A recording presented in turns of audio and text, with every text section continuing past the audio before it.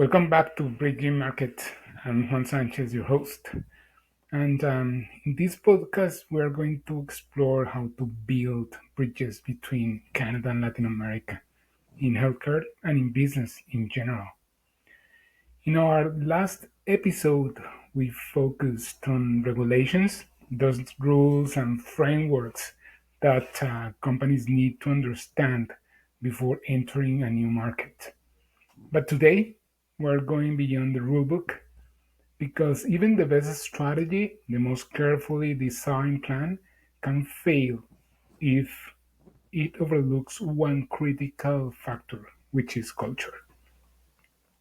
There is a famous phrase from Peter Drucker: culture eats strategy for breakfast. And if you have ever worked across borders like I have, you know how true that is. So let me tell you a couple of stories, and let's start with the first one, the Canadian meeting room. Early in my career, I was part of a marketing expansion project here in Canada, and everything was structured, timelines, deliverables, KPIs. The meetings started exactly at 9 a.m. Everyone was seated, laptops open, agenda printed. Everything was really clear and constructed. That's the Canadian way: punctual, disciplined, efficient.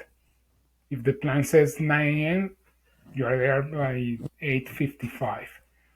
In that environment, culture reinforces the strategy. It gives predictability and order. Let's now tell you the other part of the story, the in the Latin American boardrooms. For example, I remember in Sao Paulo we had a meeting at a major hospital, and it was again set for 9 a.m. People starting appearing at around 9:20, and the first part of the meeting was spent sharing coffee, catching up, uh, speaking about the World Cup, which was playing at that time.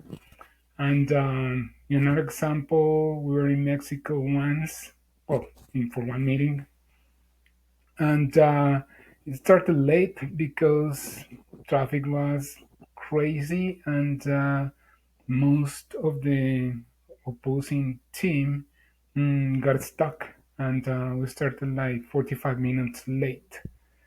And after that, when we started the meeting, we started speaking about the family, personal updates, even politics.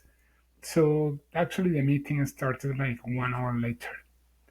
So if you come from Canada, you might think this is disorganized. How will we ever move forward? But here's the truth: those minutes of small talk weren't wasted. That was the foundation of trust. And in Latin America, without trust, there are not strategy moves. So that's when I learned you can't copy paste a strategy from one culture to another. Culture decides how the plan is actually executed.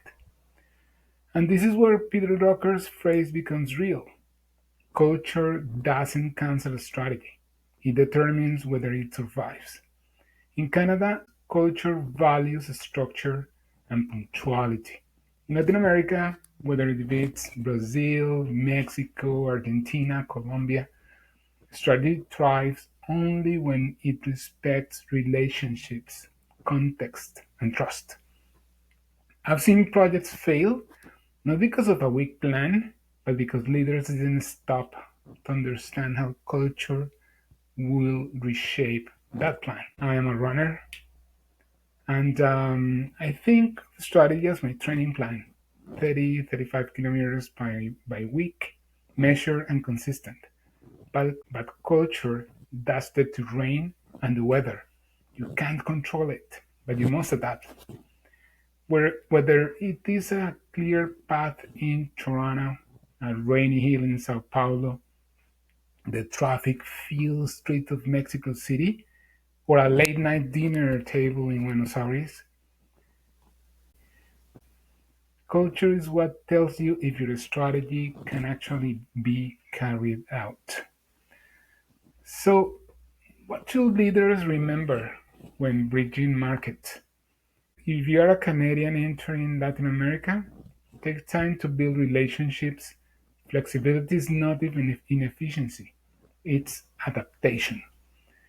If you are a Latin American company working in Canada, respect punctuality and structure. They are not bureaucracy, they're credibility. And here is my call to action. If you of your company are thinking about expanding into Latin America or Canada, get in contact with us. We can help you navigate not only the strategy but also the culture, because that's where the real success happens. So next time you hear Drucker's words, culture eats strategy for breakfast, remember, culture isn't the enemy of strategy, it's the table where strategy is served. Thanks for joining me today on Bridging Markets. In the next episode, we'll move from culture to numbers, the numbers that matter, and other numbers that are really interesting. All right, I think that's all for now. Thank you so much. If you like it, subscribe and give you a thumbs up, and I'll see you on the next episode.